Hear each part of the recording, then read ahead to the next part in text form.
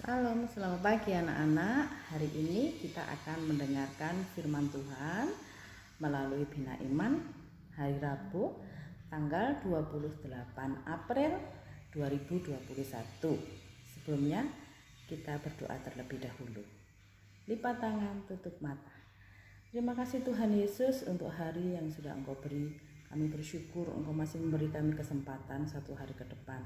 Tuhan, biarkanlah kami mengawali hari kami dengan sedikit firman-Mu yang akan kami dengarkan. Terima kasih Bapa, di dalam nama Tuhan Yesus kami sudah berdoa. Haleluya. Amin.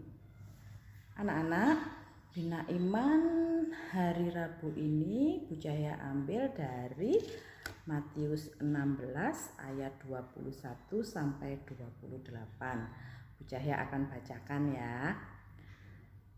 Sejak waktu itu Yesus mulai menyatakan kepada murid-muridnya bahwa ia harus pergi ke Yerusalem dan menanggung banyak penderitaan dari pihak tua-tua, imam-imam, kepala dan ahli-ahli Taurat, lalu dibunuh dan dibangkitkan pada hari ketiga.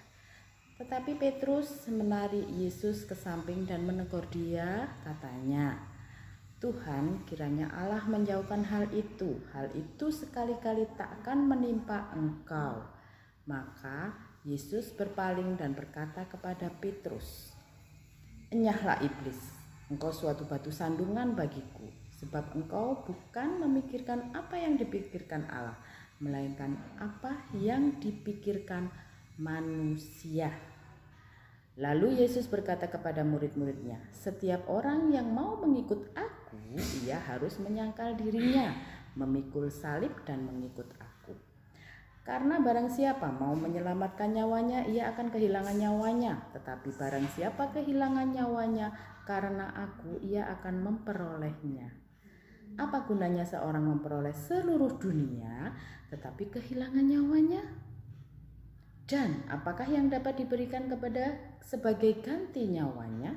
Sebab anak manusia akan datang dalam kemuliaan Bapanya, diiringi malaikat-malaikatnya pada waktu itu. Ia akan membalas setiap orang menurut kemuliaan Bapanya. Sebab anak manusia akan datang dalam kemuliaan Bapanya, diiringi malaikat-malaikatnya pada waktu itu. Ia akan membalas setiap orang menurut perbuatannya. Aku berkata kepadamu, sesungguhnya di antara orang yang hadir di sini ada yang tidak akan mati sebelum mereka melihat Anak Manusia datang sebagai Raja dalam kerajaannya. Ya, anak-anak, renungan Bina Iman pagi ini berjudul Syarat Mengikut Yesus. Ada berapa syarat sih mengikut Yesus? Bu Cahya berikan sesuai dengan ayat di Matius ada 2. 1. Menyangkal diri. 2. Memikul salib. Ya. Nah, menyangkal diri itu bagaimana? Menyangkal diri itu mengaku sebagai pengikut Yesus. Pengikut Yesus itu bagaimana? Pengikut Yesus itu ya harus berani menderita, harus berani rendah hati, harus berani mati.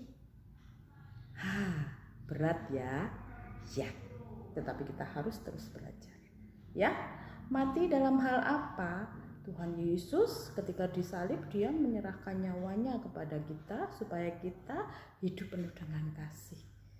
Ya, nah, mati secara diri kita, yaitu kita harus melepaskan kesombongan kita harus melepaskan kepelitan kita, iri kita. Kalau diolokkan teman kita harus diam seperti itu.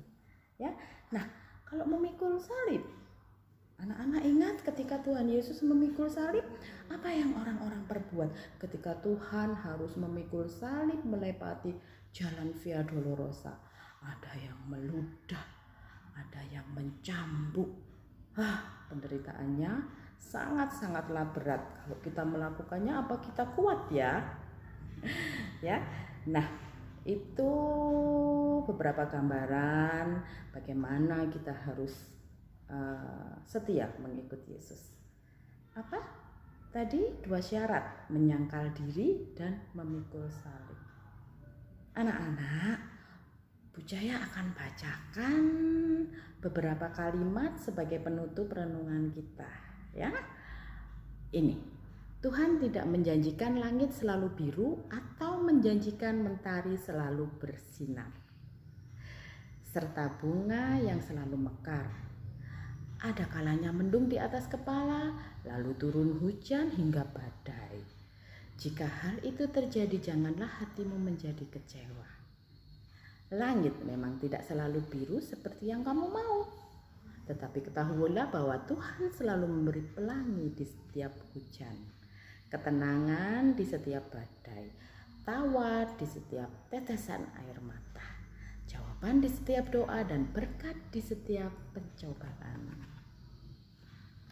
Syarat mengikut Yesus, menyangkal diri dan memikul salib. Mari kita berdoa anak-anak. Terima kasih Tuhan Yesus untuk firman yang sudah Engkau berikan. Kami bersyukur bahwa sampai saat ini Engkau masih memberkati kami. Biarkan kami meniru tauladan-Mu, berkorban untuk bisa memberi. Terima kasih untuk Papa Mama, Bapak Ibu Guru yang sudah mengajari kami. Terima kasih untuk semuanya ini ya Bapak. Kami menyerahkan kehidupan kami ke depan hanya di dalam tangan kasih-Mu. Di dalam nama Tuhan Yesus kami sudah berdoa. Haleluya. Amin. Terima kasih anak-anak sudah mendengarkan firman. Biarkanlah Tuhan memampukan kalian untuk melakukannya di dalam kehidupan kalian sehari-hari. Shalom, selamat pagi. Tuhan Yesus memberkati.